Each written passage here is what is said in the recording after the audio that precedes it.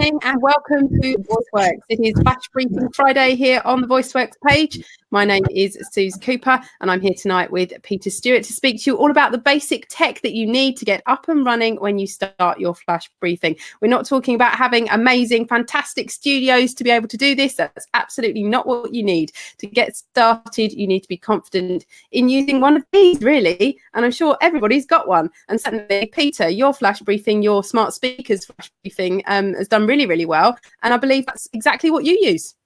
Absolutely. So all I use is a little clip-on tie mic, or often called a lavalier mic, and my mobile phone very often. Of course, that makes it really easy because then you can carry on doing your Flash briefings, whether you're in the field, whether you're caught late at work. When I say in the field, what I mean is when you're out and about. Sorry, it's a bit of a journalist term there. Whether you're out and about, or whether you're maybe caught late at the office, or maybe you're on your way home, or maybe you're in the car or something like that. Or perhaps if you're, gosh, I don't know, just to use an example, stuck outside waiting to pick up the kids from swimming or something along those lines, then you can do your Flash briefing. Or, of course, you can do it on holiday, because sometimes it can be a little bit awkward. You want to keep up the regularity of doing a Flash briefing, but you're a bit stymied when it comes to perhaps recording 3 or 4 weeks worth of Flash briefings to see you through maybe 2 weeks holiday, you know, a week beforehand, while you get your packing ready and your laundry sorted and all the rest of it, checking out your currency, checking your tickets. You perhaps want to record your Flash briefings to give you a week's buffer before you go on holiday. You're away for a fortnight and then you don't want to start doing Flash briefings immediately you return. So sometimes it's good to have perhaps a week's buffer at the end as well. But if you are recording your Flash briefings with a lavalier mic and a mobile phone, and maybe using the Backpack Studio, or maybe you're using the Spreaker Studio, Spreaker, then of course you can actually do your Flash briefings on the road as they happen, and you can schedule them and upload them as and when you want, which is what I do. So let's go back through some of the basic tech. Suze, you've got a lavalier mic there. You can clip it to yourself. Make sure it's about 6 or 8 inches away from your mouth, probably on a bit of clothing, or maybe clip it on something else that is going to be about 6 or 8 inches away. And then, of course, what you can do is you can read from your notes, you can read from your laptop, or maybe if you're on a mobile phone as well, you can actually read from a mobile phone and your notes pages from there. And as I say, with some of the apps, you can record directly in, you can record, you can schedule, you can play in sound effects like an introduction theme or a sponsor credit or something like that, maybe some other sound effects, maybe some other little bits of music. And Bob's your uncle, Fanny is indeed your aunt. However, if you're back in the studio, Suze, you need another kind of mic, don't you? That's right. So what you can do is purchase a USB mic, which will plug directly into your laptop. And that is another way of doing it. Certainly, the mobile phone, as Peter said, is great for being on the road. But the USB mic perhaps gives you a different level of quality and also straight into your computer. And it'll also create that file so that it is perfectly usable, ready to go in the right kind of format for you to use to upload to one of these many different hosts that are out there that you can upload your Flash briefing to for it to go out. So yeah, USB mic is kind of the next step, if you like. And beyond that, there are most certainly further steps you can take, but this is all about what makes it easiest to get you up and running and started with your Flash briefing. And certainly it doesn't have to cost an absolute fortune, and you don't need to go for the top spec stuff to begin with. You need to make sure that you're going to have enough content to continue with your Flash briefing. It is a huge commitment to be able to do this, and while, as Peter says, you can schedule quite a few of them in advance, there are perhaps sometimes times when you will want to react to something that's happened on that day to do with your topic in your Flash briefing, or put out some breaking news on it where you might not be in a studio situation. So to be able to use your mobile phone and to use something like a lavalier mic, or to have the USB mic with you with your laptop is certainly the way to go to get you up and running, I would say.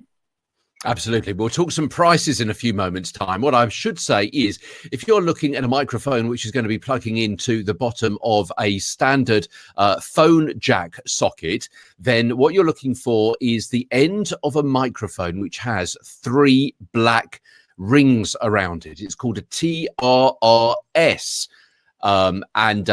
Microphone connection. Okay, so this is the microphone connection, and you want one which is one which has got 3 black rings around it, because otherwise, being a mobile phone, it won't connect with the microphone part of the jack socket that you plug your microphone into, because it's not only a microphone socket, but it's also a headphone socket as well. So 2 of the black sleeves actually connect with a headphone socket, but you need that third one to connect with the microphone part of your mobile phone. If it's only got 2 black rings around it, then it won't work. So I'm just telling you that just because I don't want you to waste your money and buy the wrong thing, and then it doesn't work. What kind of price? Well, you can get them for £10-15, which is pretty good. And you know what? I've got a few of those and they work pretty well. And of course, the good thing is that you can shove it into a coat pocket. It doesn't matter too much if you lose them or if they get crumpled or something like that. However, you can spend 30, 40, 50, 60, 70, 80, £100, even more if you're a professional broadcaster. You know, you're working for a TV station or a big video production unit. But I would say 30 to 40 pounds, probably good.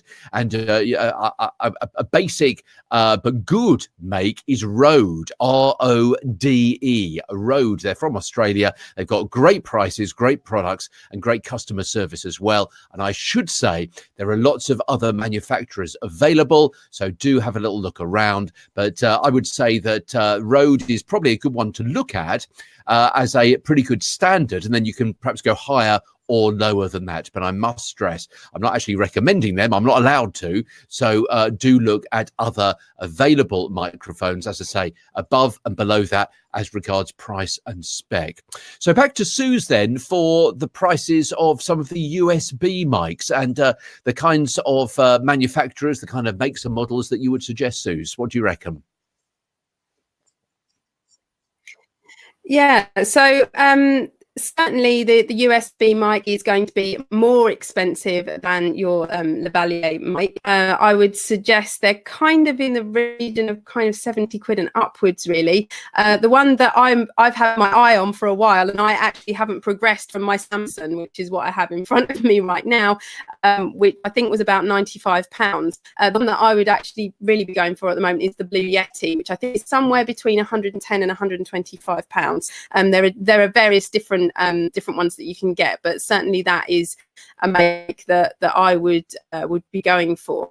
The other thing is that I do have is I'm a bit of a techie geek. It has to be said. So I actually have, for my iPhone here, and we actually use this for work, I have one of these, which is actually a Shure microphone, which has an iPhone adapter that actually plugs directly into the bottom of my phone like that. It actually you only works with an app that you download to use it, but that does mean that you can set levels with it, which is really, really useful for making sure that you're kind of getting the right levels there, so you don't have to fiddle about with it too much sort of post-production wise. So that's kind of another middle of the road one, and again that was around £100. So it is more expensive to go. There are different things around. One thing that I probably wouldn't go for is a Bluetooth version of one of these mics, just because the Bluetooth connection can drop out, which can be really quite frustrating and annoying if you think you've recorded something perfectly and then you go back to listen and its connection has dropped and interfered somewhere.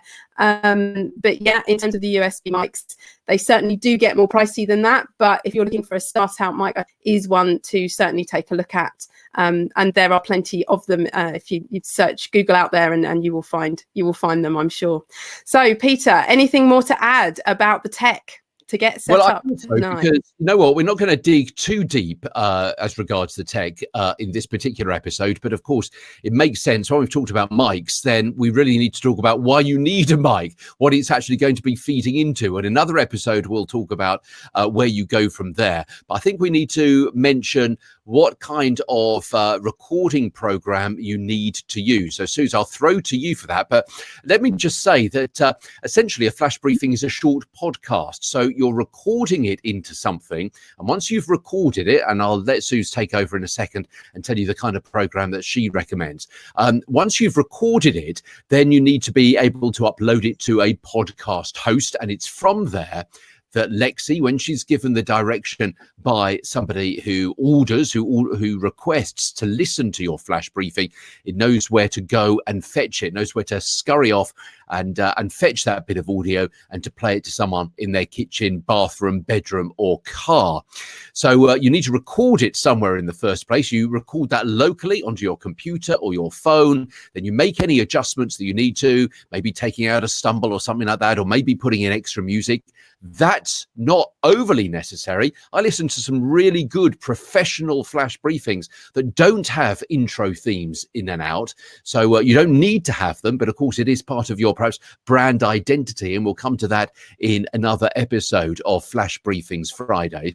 And sometimes you may make a bit of a stumble. And as long as you don't go completely off piste or swear or something like that, you know what? An odd stumble, an odd stutter, something like that, doesn't matter too much, because hopefully you'll be working from some notes. I've got some notes here that I made earlier on, so I know the kinds of things I want to say.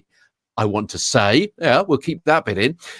But it makes you sound much more authentic, much more real, much more believable, much more human, against Lexi, for example, who says every single word absolutely correctly every single time, but without any variation, without any stumbling, without any emotion, without any, obviously, humanity. So you've got your microphone, you've plugged them into your USB, into your PC or your Mac. And just briefly, let's finish off by hearing from Suze what kind of program you're actually recording your audio, your speech, your words of wisdom into.